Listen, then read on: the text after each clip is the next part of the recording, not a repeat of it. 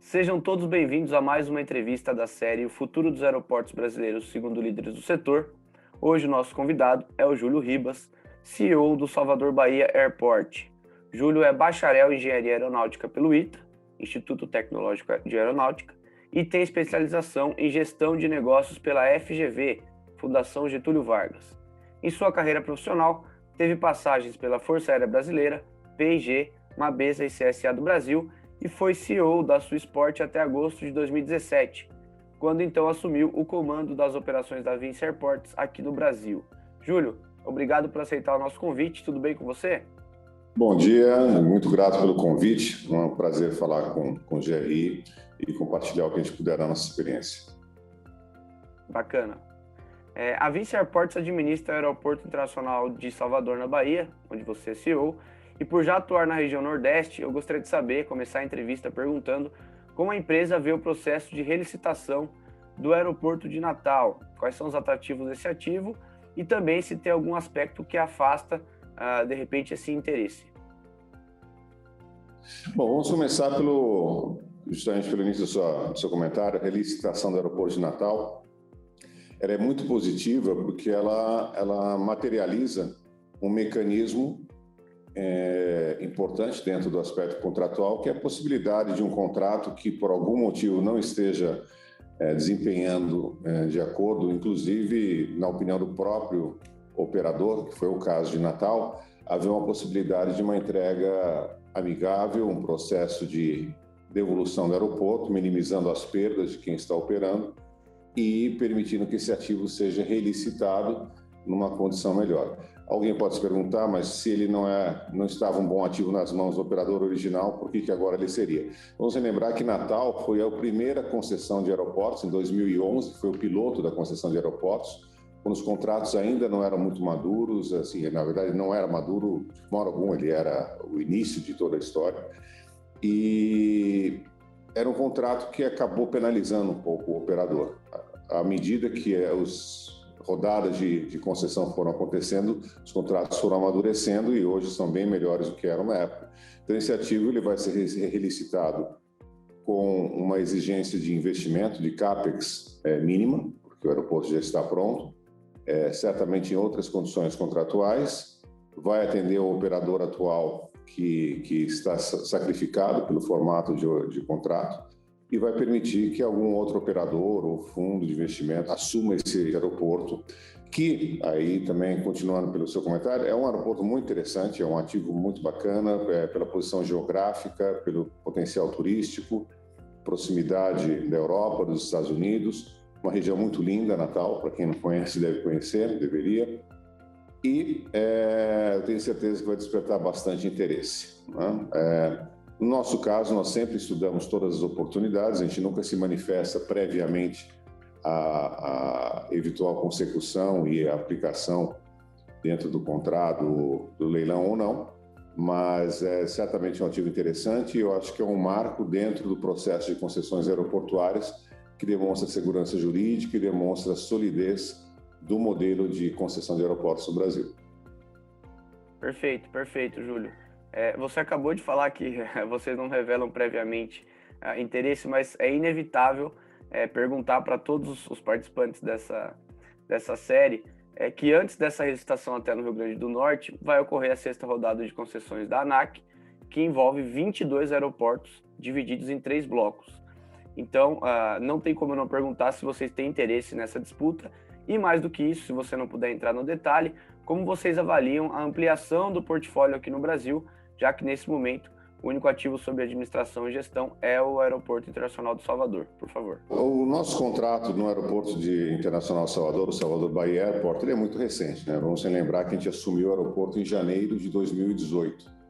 E após assumir, a gente entrou num período bastante intenso de obras, das obras contratuais obrigatórias com a ANAC, com o poder concedente, e algumas obras extras que nós decidimos fazer por nossa própria conta para melhorar ainda mais o serviço e vários aspectos, inclusive o aspecto de sustentabilidade do aeroporto. Então, a gente esteve muito ocupado desses 3 anos e meio quase 2 anos a gente esteve extremamente ocupado. Ano passado foi um ano dominado pelo evento da pandemia. Então, o que você pode imaginar, para fazer o trabalho bem feito em Salvador, a gente está se dedicando bastante, o nosso foco é Salvador.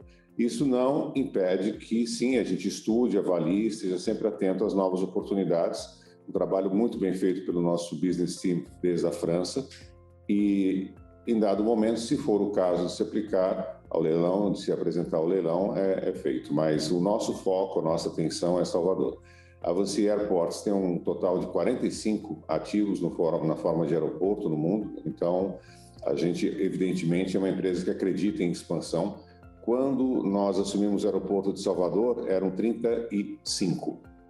Então, se vê que em 3 anos aumentaram mais 10 aeroportos dentro do nosso portfólio.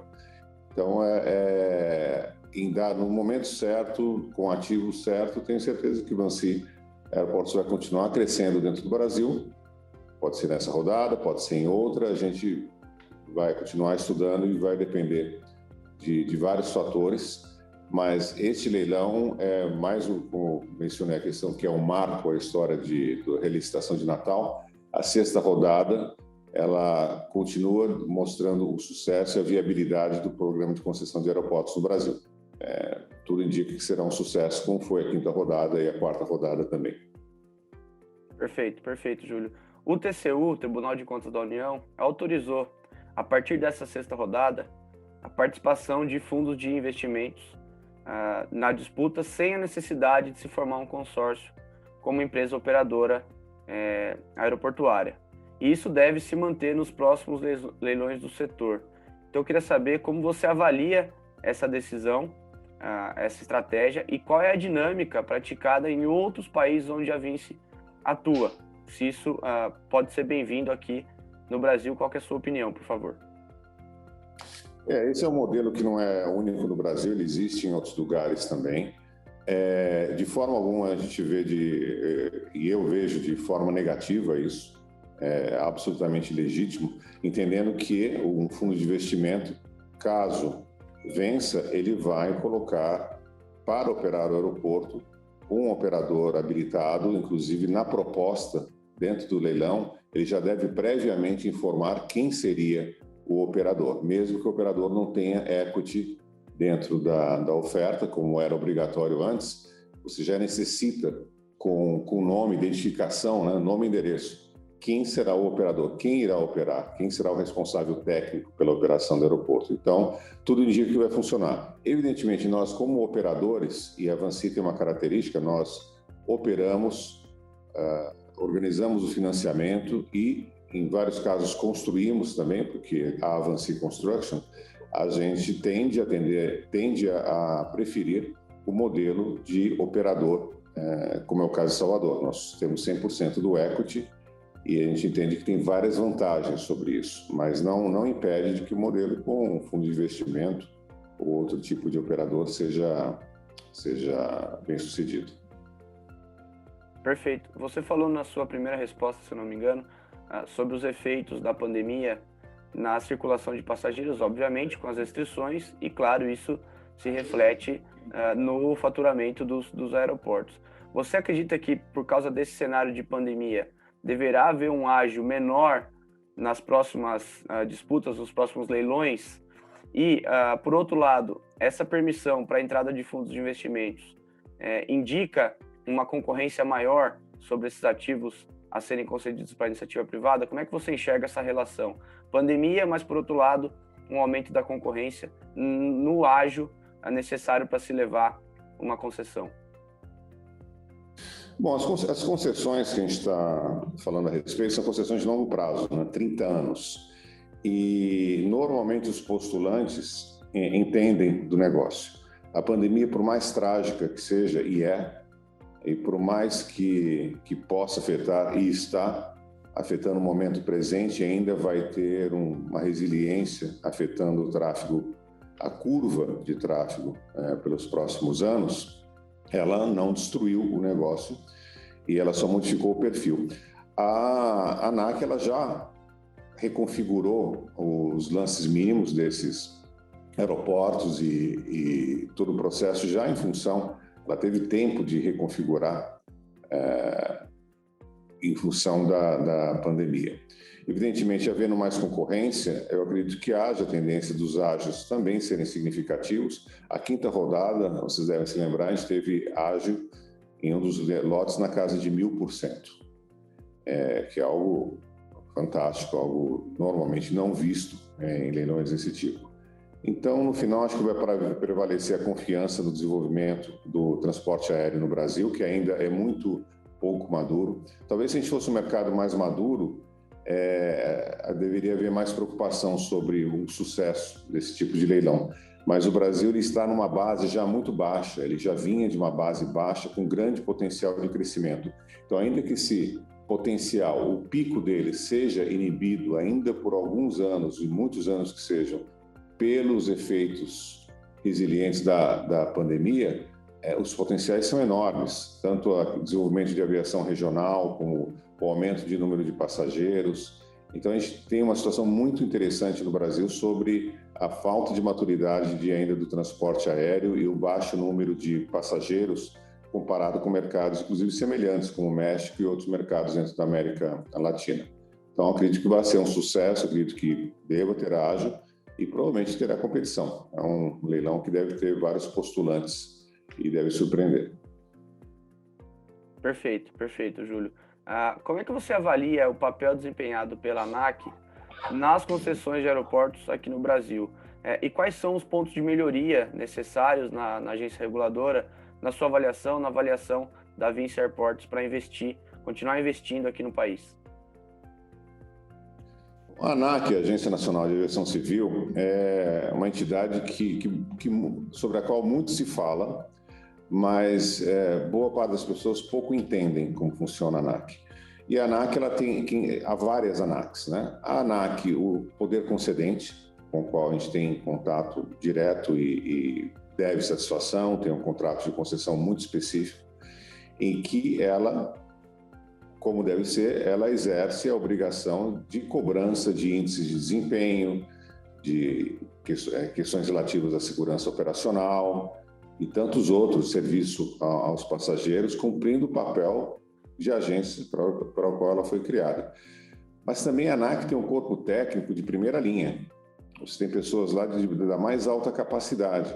Então, ela não fica apenas usando esse corpo técnico, ela não usa toda essa expertise que ela tem apenas para o processo de cobrar ou fiscalizar ou autuar aeroportos. Ela acaba tendo um trabalho de quase, chamemos, consultoria em orientação. Então, quem busca a ANAC e procura manter um diálogo aberto, aprende muito.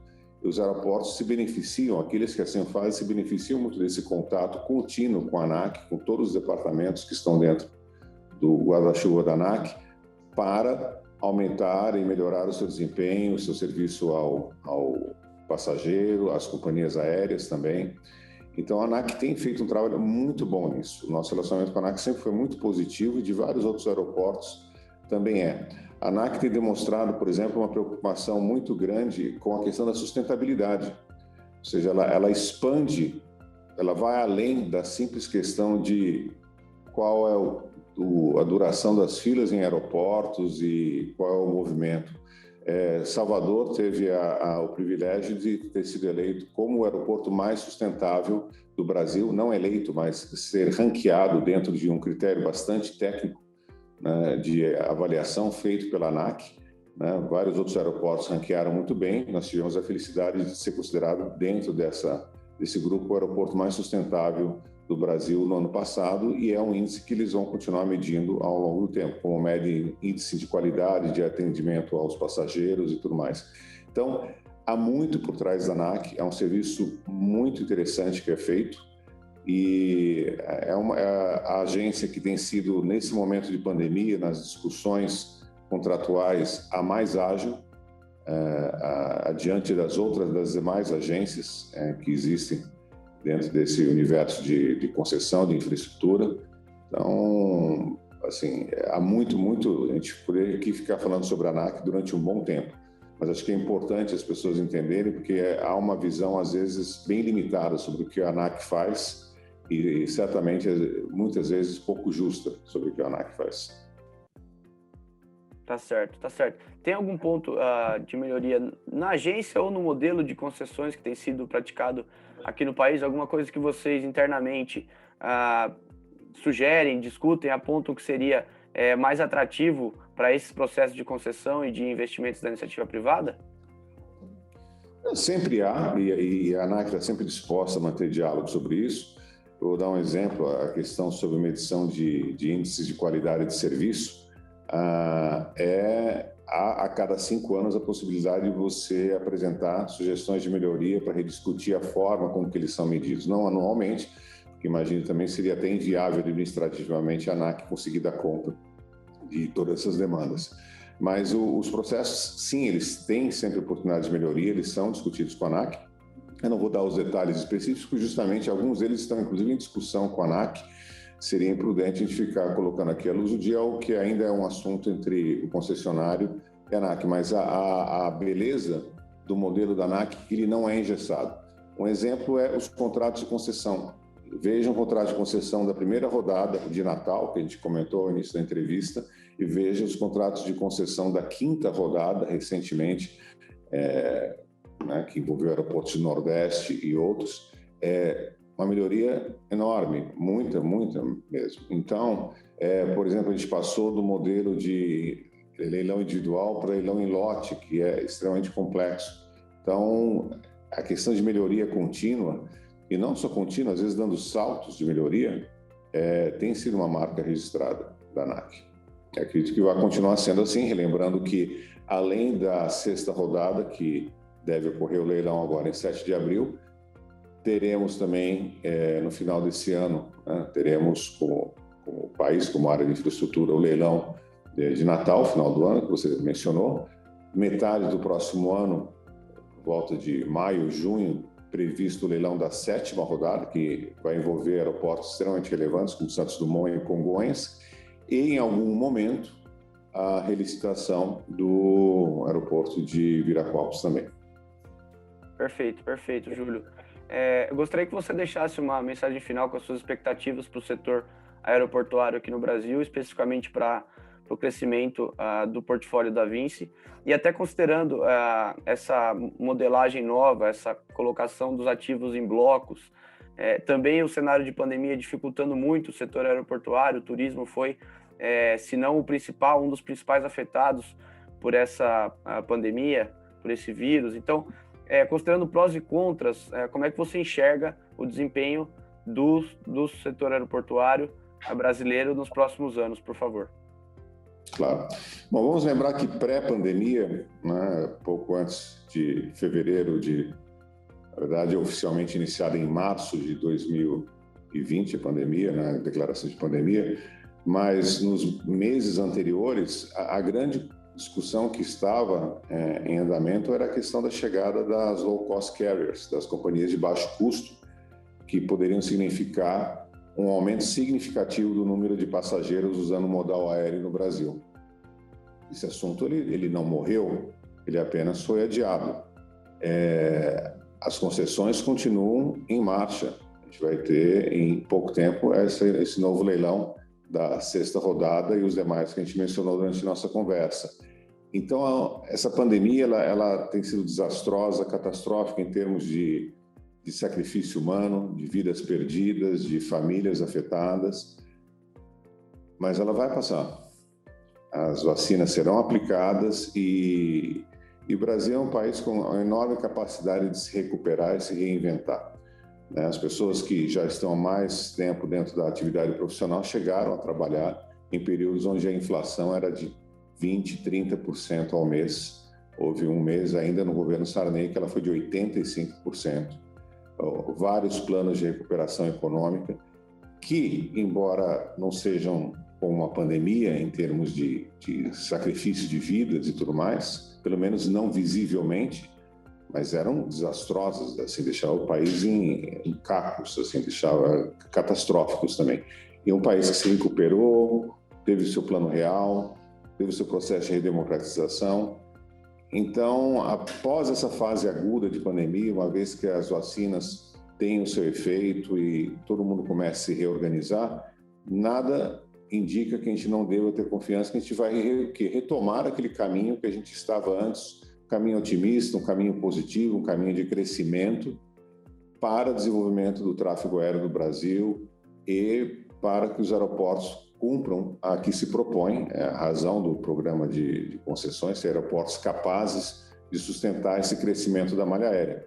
Nós não somos os protagonistas, os aeroportos são coadjuvantes. Nós fornecemos a infraestrutura para que aí sim os protagonistas, as companhias aéreas e os passageiros façam com que o Brasil cresça, com que a gente tenha um desenvolvimento e índices que nos coloquem no mesmo nível que outros países.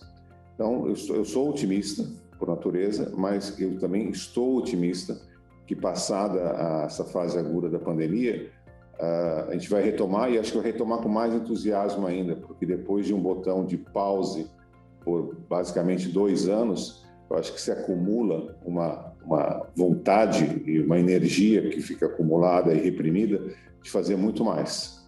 E acredito que vai voltar e vai surpreender bastante, principalmente retomando agendas, como a que eu mencionei, da questão das companhias de baixo custo e desenvolvimento de aviação regional. Acredito que vai surpreender a todos aí a retomada do tráfego aéreo e de outras áreas da economia também, mas estou aqui limitando a resposta que você perguntou. Perfeito, tomara que você esteja certo, é o que todo mundo espera, eu creio. Júlio, gostaria de agradecer por ter aceitado participar dessa série organizada, realizada pelo GRI, por ter concedido essa entrevista, ter falado um pouco sobre os planos da Vinci, ter comentado o setor aeroportuário aqui no Brasil. Gostaria também de deixar um recado para quem está nos assistindo. Se gostou de mais desse conteúdo, deixar o like, compartilhar com colegas do mercado, do setor aeroportuário, do mercado de infraestrutura de forma geral. Que você se inscreva aqui no canal se ainda não é inscrito.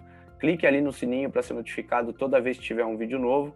E claro, não deixe de acompanhar o GRI Clube em todas as redes sociais para ficar por dentro de todos os encontros virtuais, principalmente agora, enquanto a pandemia ainda não dá uma trégua, mas também mais para frente, o retorno dos eventos presenciais e conteúdos como esse aqui, tá bom? Júlio, obrigado mais uma vez e a gente se vê numa próxima oportunidade. Muito obrigado, Henrique, e permaneçam vocês todos com saúde e logo a gente vai estar falando sobre crescimento, sobre projetos e muita coisa acontecendo no Brasil. Muito obrigado pela oportunidade.